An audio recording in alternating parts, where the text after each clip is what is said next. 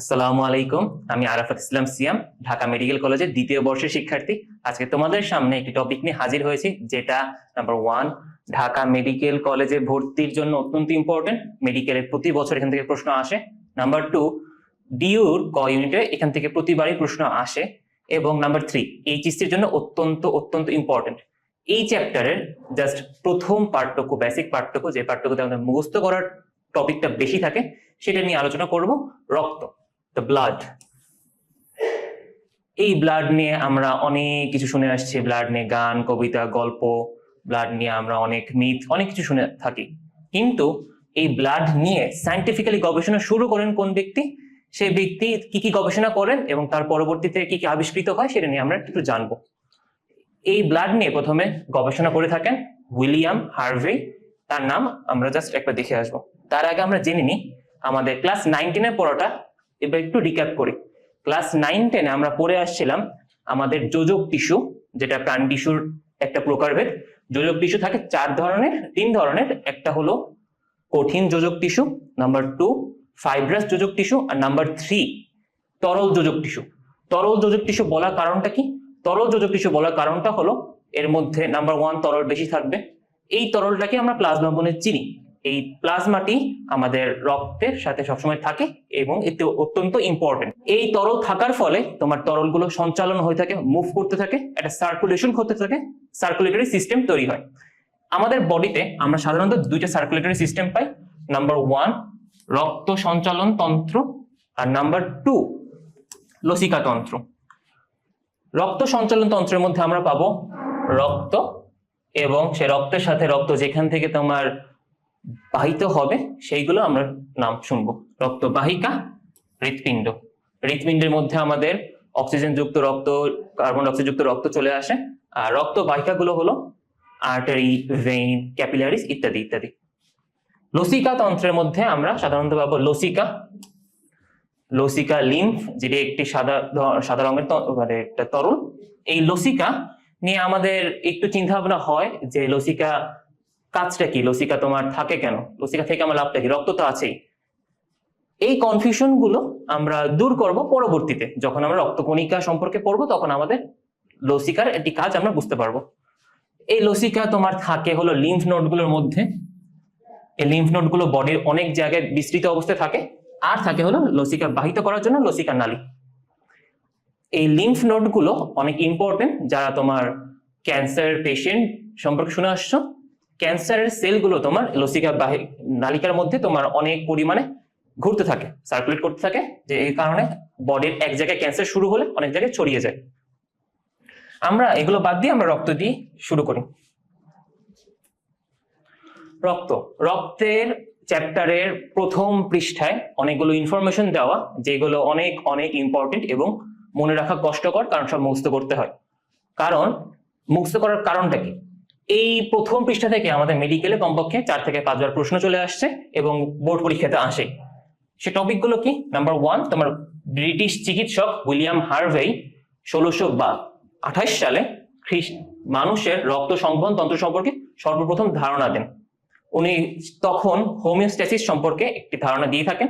এই হোমিওস্ট্যাসিস, রক্ত সংবহন তন্ত্র পরস্পরের সাথে রিলেটেড। আমরা এরপরে দেখি রক্ত তরল যোজক কলা। তরল যোজক কলা দিয়ে আমরা কি বুঝতে পারবো সেটা আমরা পরে দেখবো। মানব দেহে রক্তের পরিমাণ 5 থেকে 6 লিটার। 5 থেকে 6 লিটার রক্ত একটা সম্পূর্ণ মানুষের দেহেই থাকে, সবসময় মুভ করতে থাকে। এই 5 থেকে 6 লিটার রক্ত যদি তোমার মুভমেন্টের মধ্যে না থাকে, এক এক জায়গায় ক্লট জমা পড়তে পারে, এবং রক্তের পরিমাণ যদি কমে যায় অ্যানিমিয়া, পলিস্যাথিমিয়ার কারণে, অথবা তোমার কোনো একটি অ্যাক্সিডেন্ট, মেজর অ্যাক্সিডেন্ট হলে, শক দেখা গেলে, তখন তোমার রক্তের পরিমাণটা লেভেলে রাখতে হয়, নাহলে পেশেন্টকে বাঁচানো যায় না। এরপরে আমাদের বডির টেম্পারেচার এবং রক্তের টেম্পারেচারটা একই বলতে কি মনে রাখবো? 37 ডিগ্রি সেলসিয়াস বা 36.7 ডিগ্রি সেলসিয়াস বা 98.4 degree Celsius Fahrenheit. 98.4 degree Fahrenheit. এই ভুলটা হয় সবসময়, এটা একটু মাথায় রাখবা। তোমরা এটা রেঞ্জ আকারে মনে রাখতে পারো 36 to 38, এবং এটা তোমার খুব ভালো করে মনে রাখতে হবে। এরপরে রক্তের আপেক্ষিক গুরুত্ব 1.065। আমার সাথে আবার বলবা, রক্তের আপেক্ষিক গুরুত্ব 1.065। এরপরে রক্তের পিএইচ, আমাদের বডির পিএইচ যেটা, আমাদের রক্তের পিএইচটাও একই, কারণ বডিতে তোমার রক্তের পরিমাণটাই সবসময় বেশি থাকে, সব জায়গায় তোমার ব্লাড ফ্লো করতে থাকে। পিএইচ কত হবে? 7.4, বা আমরা একটা রেঞ্জ দিয়ে মনে রাখতে পারি 7.35 টু 7.45। এই জন্য রক্তকে ঈষৎ ক্ষারীয় বলা হচ্ছে, অল্প একটু ক্ষারীয়। রক্ত একটি অনিউটনীয় তরল, সান্দ্রতা পানির তুলনায় 5 গুণ বেশি। রক্ত একটি অনিউটনীয় তরল, এটার একটা বিস্তৃত ব্যাখ্যা রয়েছে, তোমরা জাস্ট এইটুকু জেনে রাখো। নিউটন তরল নিয়ে তোমার বিভিন্ন গবেষণা করেছেন। নিউটনের তরলের একটি সূত্র আছে, সান্দ্রতার সূত্র। রক্ত সেই সান্দ্রতার সূত্র ফলো করে না, সেই ভিসকোসিটির ফর্মুলাটা ফলো করে না, এই জন্য রক্তকে তোমার বলা হয় অনিউটনীয় তরল, নিউটনীয় তরল না। এবং এটা সান্দ্রতা কত দেখা যায়? এটা ভিসকোসিটি বা সান্দ্রতা দেখা যায় নর্মাল পানির তুলনায় 5 গুণ বেশি, অনেক বেশি সান্দ্রতা। সান্দ্রতা জিনিসটা তুমি কম্পেয়ার করবা ঘর্ষণের সাথে, কিন্তু এটা তরল পদার্থ, এইভাবে সিম্পলি মনে রাখার চেষ্টা করবো। এরপরে আমরা আগে বলে আসছিলাম যে রক্ত একটি তরল যোজক কলা। তরল যোজক কলা হওয়ার নাম্বার 1 ক্রাইটেরিয়া হলো এখানে আমাদের তরল পদার্থ বেশি থাকবে। তরল বেশি থাকা মানে কি? তোমার ম্যাট্রিক্সটি বেশি থাকবে, যেটা আমরা সায়েন্টিফিক টার্মটা ম্যাট্রিক্স বলে থাকি। তোমার রক্তের ক্ষেত্রে ম্যাট্রিক্সটার নাম হলো প্লাজমা, যা বা রক্তরস। এবার একটা টেস্ট টিউব আমরা দেখতে পাচ্ছি এই স্লাইডে। এই টেস্ট টিউবটা রেডি করা হয় তোমার একটা টেস্ট টিউবের মধ্যে রক্ত নিয়ে, সেটা কি তোমার সেন্ট্রিফিউজ মেশিনে 3000 RPM এ সেন্ট্রিফিউজ করার পর আমরা এই চেহারা দেখতে পারি 30 মিনিট পর। এই যে চেহারা দেখতে পারলাম, এখানে কি দেখা গেল? এখানে দেখা যায় যে তোমার টেস্ট টিউবের নিচের দিকে যেগুলো তোমার ভারী পদার্থ সেগুলো চলে আসছে এরিথ্রোসাইট বা লোহিত রক্তকণিকা। তোমার উপরের দিকে চলে আসছে তরল পদার্থগুলো, যেগুলো হলো প্লাজমা, হালকা ওজনের, এবং মাঝখানে তোমার একটি সাদা স্তর দেখা যায়, এটাকে তোমার বলা হচ্ছে বাফি কোট। এই বাফি কোটের মধ্যে আমার সাধারণত থাকে হোয়াইট ব্লাড সেলস, আর তোমার প্ল্যাটলেট গুলো কিছু পরিমাণে থাকে। এই টেস্টটাকে তোমার হেমাটোক্রিট টেস্ট বলা হয়। এই হেমাটোক্রিট করার মাধ্যমে তোমার একটা পেশেন্ট অ্যানিমিয়া নাকি পলিসাইথেমিয়া হয় সেগুলো দেখা যায়। অ্যানিমিয়া পেশেন্ট গুলো সাধারণত আমরা প্রথমে আইডেন্টিফাই করি যে ওরা দেখতে খুব ফর্সা হয়, খুব সুন্দর হয়, তাদেরকে আমরা সরাসরি বলি যে তোমরা দেখতে অনেক সুন্দর। একটা বাচ্চাকে সরাসরি বলি যে তোমরা দেখতে অনেক সুন্দর, বাচ্চাটা তোমার হেসে ওঠে। তারপর তার ব্লাড টেস্ট করে দেখা যায় যে অ্যাকচুয়ালি সুন্দর হওয়াটা তার জন্য একটা খারাপ দিক, দুঃখের বিষয়। এটা তোমার একটা আইরনি বলতে পারো। এবার আমরা এরিথ্রোসাইটের মধ্যে, বাফি কোটের মধ্যে, প্লাজমার মধ্যে কি কি আছে এগুলো দেখলাম। আমরা সরাসরি কম্পোনেন্ট গুলো একবারে দেখে আসি। আমাদের বইয়ের সবচেয়ে ইম্পর্টেন্ট কিছু ফ্লোচার্ট আছে, তার মধ্যে একটা হলো এইটা। এই ফ্লোচার্টটা খুব ভালো করে মনে রাখতে হয়, এবং এটা তোমার মনে রাখাটা একটু কষ্টসাধ্যের ব্যাপার। আমি একটু শর্ট করে দিই। প্রথমত রক্ত। রক্তের মধ্যে আমরা পাবো কি? যেহেতু তরল যোজক করা, রক্তরস বেশি পরিমাণে থাকবে, 55% থাকবে রক্তরস বা প্লাজমা, আর বাকিটুকু থাকবে তোমার রক্তকণিকা 45%। আগে আমরা রক্তরসে দেখে আসি। রক্তরসের মধ্যে তোমার থাকবে 90 to 92% পানি, আর কঠিন পদার্থ থাকবে তোমার 8 to 10%। এই কঠিন পদার্থের মধ্যে আমার অজৈব উপাদান রয়েছে এবং জৈব উপাদান রয়েছে। তোমার জৈব উপাদানগুলো আমরা মনে রাখতে পারি কিছু না কিছু ভাবে, এগুলো আমাদের বডির সাথে অনেকভাবে কোরিলেট করে মনে রাখতে পারি। অজৈব উপাদানগুলো জাস্ট একবার পড়ে নিই। তোমার sodium chloride, potassium, calcium, magnesium,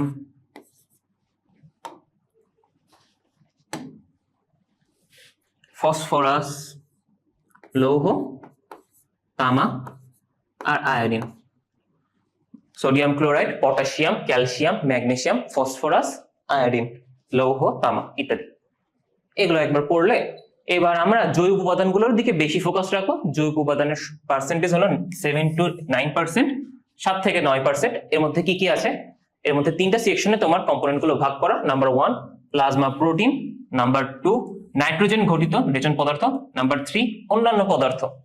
আমরা অন্যান্য পদার্থগুলো সাধারণত খুব বেশি পরিমাণে দেখতে পাই না, এই জন্য আলাদা একটা সেকশন করা হয়েছে। আমরা আগে প্লাজমা প্রোটিন গুলো দেখে আসি, যেটা আমাদের বডির জন্য অত্যন্ত অত্যন্ত ইম্পর্টেন্ট।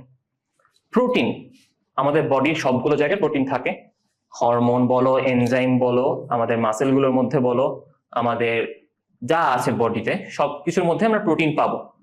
এই প্রোটিনগুলো প্লাজমায় থাকে বলে এটার নাম চলে আসছে প্লাজমা প্রোটিন। এখন এটার ইম্পর্টেন্স কি, এটা জেনে আমার খুব একটা কি লাভ হবে? অ্যালবুমিন রয়েছে, albumin, globulin, প্রথমবিন, fibrinogen, clotting factor. Albumin আমাদের বডিতে যদি তোমার লেভেল ঠিক না পরিমাণে থাকে, অ্যালবুমিনের লেভেল চেঞ্জ হলে তোমার বডি বিভিন্ন ডিজিজ শো করতে পারে, হাইপার অ্যালবুমিনেমিয়া বা হাইপো অ্যালবুমিনেমিয়া এরকম দেখা যেতে পারে। এর ফলে আমাদের সাধারণত ফ্লুইড গুলো জমা পড়ে যায় আমাদের হাতে পায়ে, যাদের তোমার হাত পা ফুলে যায় দেখো তাদের তোমার ফ্লুইড জমার একটা কারণ হতে পারে অ্যালবুমিনের কম বা অ্যালবুমিনের বেশি হওয়া, অ্যালবুমিনের কম হওয়া। এরপর হলো গ্লোবিউলিন। গ্লোবিউলিন এর মধ্যে একটু ডিফারেন্ট, কারণ গ্লোবিউলিনটা তোমার সাধারণত বডি থেকে আসে। এই গ্লোবিউলিন ইমিউনোগ্লোবিউলিনের কথা যদি রিলেট করতে পারো, ইমিউনিটিতে সাহায্য করতে পারে, এটা আমাদের চ্যাপ্টার 10-এ বলা আছে। প্রথম দিন ফাইব্রিনোজেন, এগুলো ক্লটিং ফ্যাক্টরের মধ্যে পড়ে, আমাদের ক্লটিং এ সাহায্য করে থাকে। এখন এই চারটার নাম মনে রাখতে গেলে আমরা কি দিয়ে মনে রাখতে পারি শর্টে? GPA5।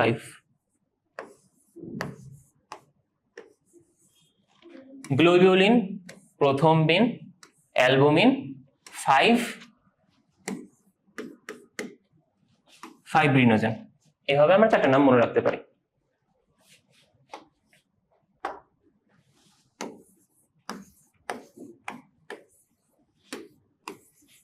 গ্লোবিউলিন,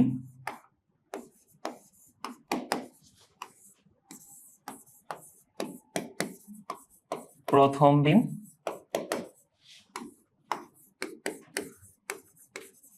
অ্যালবুমিন,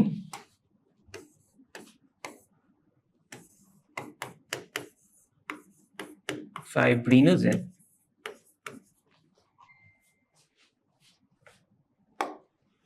এবার আরেকটা সেকশন ছিল নাইট্রোজেন ঘটিত রেচন পদার্থ।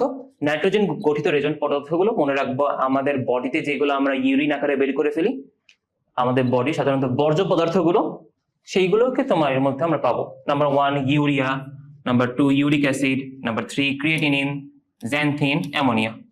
এই নামগুলো একবার পড়লে, ইউরিনের কথা মনে করলে আমরা সহজে মনে রাখতে পারবো। এরপর অন্যান্য পদার্থ আছে গ্লুকোজ, লিপিড, হরমোন, এনজাইম, রঞ্জক পদার্থ।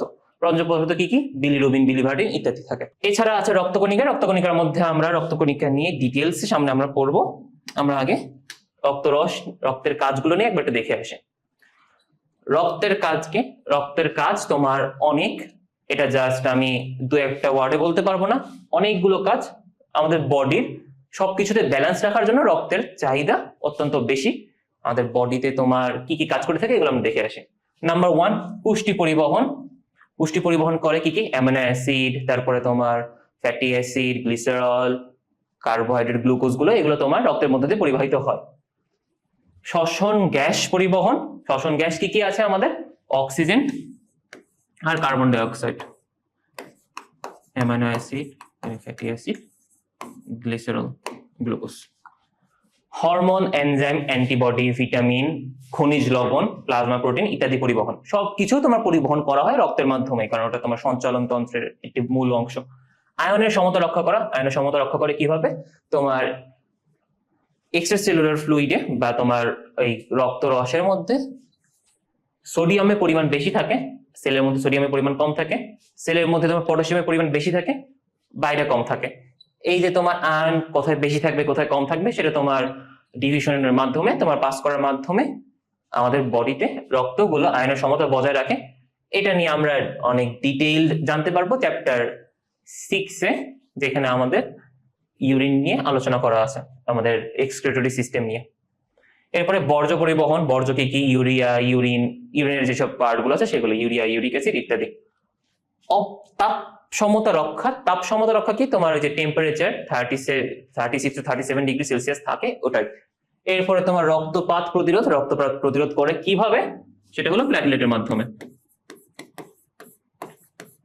ব্লাড কোয়াগুলেশন, ব্লাড ক্লট সৃষ্টি করে আমাদের রক্তপাত প্রতিরোধ করে। পিএইচ নিয়ন্ত্রণ বা অম্লক্ষার সাম্যাবস্থা নিয়ন্ত্রণ, কারণ তোমার পিএইচ থাকে 7.35 to 7.45, এটা নিয়ন্ত্রণ করে। সঞ্চয় অঙ্গ থেকে খাদ্য পরিবহন করে থাকে। এরপরে পানি সমতার নিয়ন্ত্রণ, পানি পরিমাণ বেশি থাকে তাই। হোমিওস্ট্যাসিস রক্ষা মানে কি? আমাদের বডির তোমার সবকিছুর মধ্যে সাম্যাবস্থা রক্ষা করাকে হোমিওস্ট্যাসিস বলা হয়। হোমিওস্ট্যাসিস।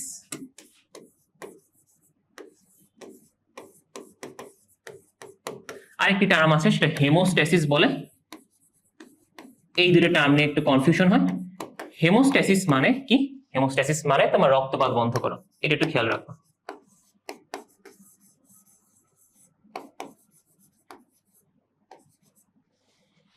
এরপর কি? ইমিউনিটি, আত্মরক্ষা, গ্লোবিউলিন থাকে, ইমিউনোগ্লোবিউলিন দেখা যায় ইমিউনিটি সিস্টেমে সাহায্য করে থাকে। রোগ নির্ণয়, ক্লিনিক্যাল ডায়াগনোসিসে সাহায্য করা। রোগ নির্ণয় সাহায্য করে কিভাবে? তোমার এই রক্ত পরীক্ষা করে, কমপ্লিট ব্লাড টেস্ট, সিবিসি করে, হেমোটোক্রিট টেস্ট করে আমাদের পেশেন্টে তোমার প্ল্যাটিলেট কাউন্ট করে, সেই তোমার তার ডেঙ্গু আছে কিনা বা অন্য কোনো ডিজিজ আছে কিনা, সে রক্তের মধ্যে আবার অন্য কোনো কম্পাউন্ড ঢুকে পড়ছে কিনা, তোমার হেমোলাইসিস হচ্ছে কিনা, বেসিক্যালি তোমার যত ধরনের, প্রায় সব ধরনের ডিজিজে তোমার রক্ত পরীক্ষাটা করা হয়। এটা আমাদের একটা রোগ সম্পর্কে প্রাথমিক ধারণা দিয়ে থাকে। এরপর কি? এরপর হলো রক্তরস। রক্তরস নিয়ে আমাদের তেমন কিছু আলোচনা করার নেই, আমরা পড়ে আসছি। যেগুলো একটু বেশি ইম্পর্টেন্ট সেগুলো আবার একটু দেখে আসছি। রক্তরসে তোমার পানির পরিমাণটা মনে রাখতে হবে 90 to 92%, কঠিন পদার্থ 8 to 10% মনে রাখতে হবে। এর মধ্যে তোমার জৈব আর অজৈব পদার্থ আছে, জৈব পদার্থগুলো আমরা বেশি করে মনে রাখবো। আর প্লাজমা প্রোটিন মনে রাখার জন্য যে GPA5 দিয়ে আমরা মনে রাখলাম, GPA5, গ্লোবিউলিন, প্রথমবিন, অ্যালবুমিন, ফাইব্রিনোজেন। আর নাইট্রোজেন গঠিত পদার্থগুলো মনে রাখবা, অন্যান্য কাজগুলো জাস্ট একবার পড়ে রাখবা। আর রক্তরসের তোমার কাজ আছে বইতে, সে কাজ তোমার খুব একটা ইম্পর্টেন্ট না, রক্তের মধ্যেই পড়ে, তবে তুমি নাম্বার 8 আর নাম্বার 9 একবার পড়ে রাখতে পারো। এরপর রক্তকণিকা। রক্তকণিকা জাস্ট আমরা দেখি রক্তকণিকা কি কি আছে। নাম্বার 1 তোমার লোহিত রক্তকণিকা, তারপর রয়েছে শ্বেত রক্তকণিকা, তারপর অনুচক্রিকা বা ব্লাড প্লেটলেট। লোহিত রক্তকণিকা তোমার বলা হয়ে থাকে এরিথ্রোসাইট বা রেড ব্লাড সেল। শ্বেত রক্তকণিকা হোয়াইট ব্লাড সেল বা লিউকোসাইট বলা হয়, লিউকো মানে সাদা। এই শ্বেত রক্তকণিকার মধ্যে তোমার রয়েছে দানাদার এবং দানাবিহীন অদানাদার, এই দুই ধরনের পদার্থ, দুই ধরনের কোষ, কিন্তু কোষ বলা হয় না, কণিকা বলা হয় সাধারণত। কারণ কি সেটা আমরা পরে জানবো। নিউট্রোফিল, ইওসিনোফিল, বেসোফিল, এইগুলো তোমার দানাদার পদার্থ। আর লিম্ফোসাইট আর মোনোসাইট এগুলো অদানাদার পদার্থ, অদানাদার লিউকোসাইট। এখন এটা কিভাবে মনে রাখবা? এটা জাস্ট এমসিকিউর জন্য একটা ট্রিক দেখায় রাখি। তোমার নিউট্রোফিল, ইওসিনোফিল, বেসোফিল, আমরা যখন কোনো একটা ক্রিম বা কোনো কিছু একটা নিই, এটা যদি ফেস ওয়াশের কথাই বলো বা যে কোনো একটা তুমি কথা বলো, সেখানে যদি আমি আঙ্গুল দিয়ে ধরে দেখি যে কিছু দানাদার আছে, দানা দানা ফিল করতে পারছি, দানা ফিল করা যায়, এভাবে আমরা মনে রাখতে পারি যে তোমার যেখানে দানা ফিল করা যায় সেগুলো হলো তোমার গ্র্যানিউলোসাইট বা দানাদার লিউকোসাইট। নিউট্রোফিল, ইওসিনোফিল, বেসোফিল, ফিল দিয়ে মনে রাখবা, ফিল করা। এরপরে কি? অদানাদার লিম্ফোসাইট, তোমাদের লিম্ফোসাইট তোমার বি লিম্ফোসাইট, টি লিম্ফোসাইট আছে, মোনোসাইট। এরপরে বাকি থাকলো অনুচক্রিকা। এই রক্তকণিকা নিয়ে আমরা ডিটেলসে পরে আলোচনা করব। আজকে এই পর্যন্তই থাক, ইনশাআল্লাহ পরে দেখা হবে।